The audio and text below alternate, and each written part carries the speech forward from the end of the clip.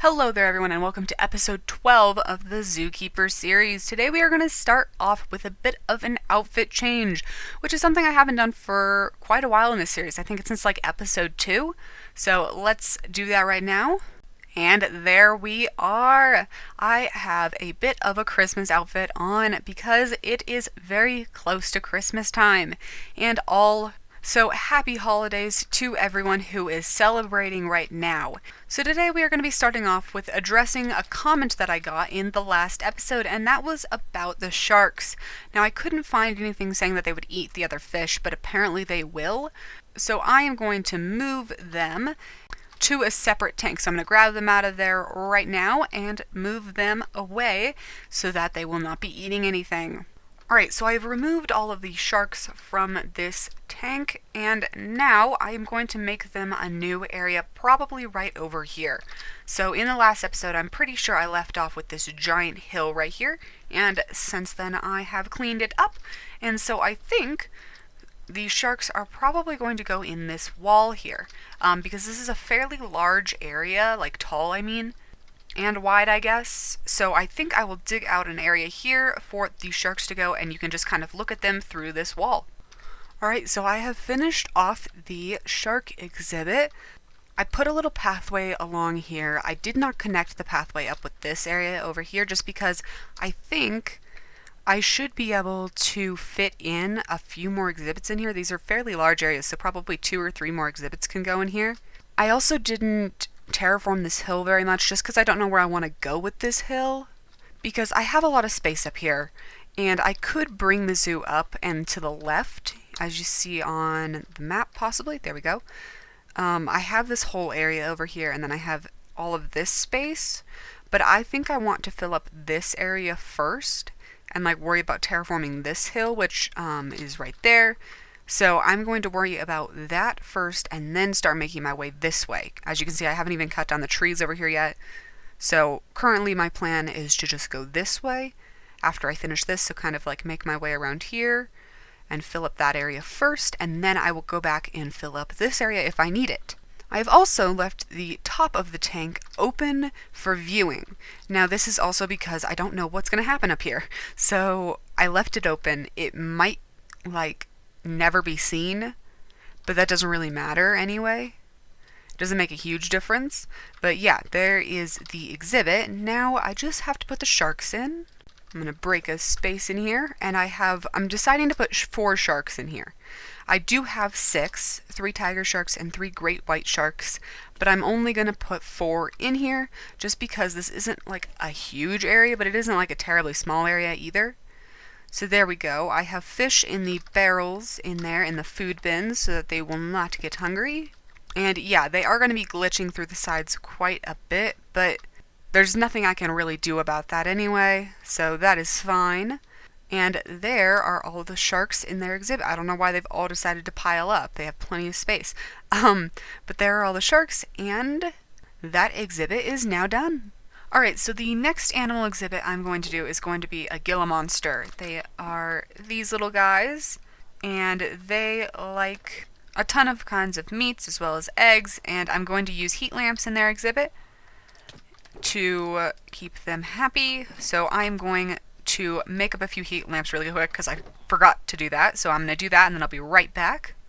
Alright, so I've made up the heat lamps in there, and now I have everything. I also have a ton of coal blocks, and as well as all of these. And I think that's the first time in Minecraft that I have ever gone mining for coal. Because I've got all this coal over here, right here in this chest, but I didn't feel like placing it all down. And I did need more iron anyway, which I got quite a bit of. So I just decided to go out mining for it. So yeah, that was interesting, just going and mining pretty much almost just for coal and iron. So yeah, now I'm going to go over and make up their exhibit. It's going to be in reptile tunnels. I'm trying to fill out, if I can get over there. Okay, I'm going to try and fill out the area along here because I have a ton of space here to put a couple more exhibits, so I'm going to try and fill up this area. I have not decided, and I kind of just had this idea as I was going over here. Maybe I'll put a few exhibits back in here, because you know, if you go into like a reptile house and you look one way and there's like one exhibit, and then you can look the other way and there's another. Maybe I'll put a few along here, and maybe down at the bottom area down there, I'll put a few, but currently I'm just going to fill up this area because I have a lot of space over here. So I am going to build up this exhibit, and I will come back when that's done. Alright, so I have finished up the Gila monster exhibit, and now I just have to place them in there. They've got a nice little sandy area with a bit of a water area. I did put cauldrons in because I do not want them to drown, because I feel like they will. I do not trust them. I've got a little area back here for them to kind of hide out with a heat lamp, and that brings me to this heat lamp, and something that I found while doing this, and that's this glitch. This kind of like infinite source, I guess, of the thin rope. If you just break it up here, you can get the heat lamp back, and it doesn't actually break down the heat lamp. So I will never have to make thin rope again because of that glitch. That's kind of weird, but kind of interesting, and then it's kind of weird. So now I am going to put these guys in here, and I am going to also get the exhibit glass on my hotbar.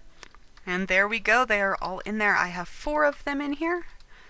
So now I am just going to close this place up, and there is the Gila monster exhibit all done. The next exhibit I'm going to do is also going to be reptile tunnels, and it's going to be for crabs.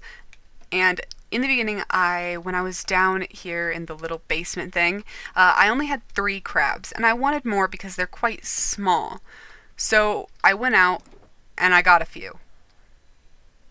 I may have gotten too many, but I don't think so. I'm just going to go with it. It's going to be great. It's going to be a fairly large area for them under there, which I think will look fine.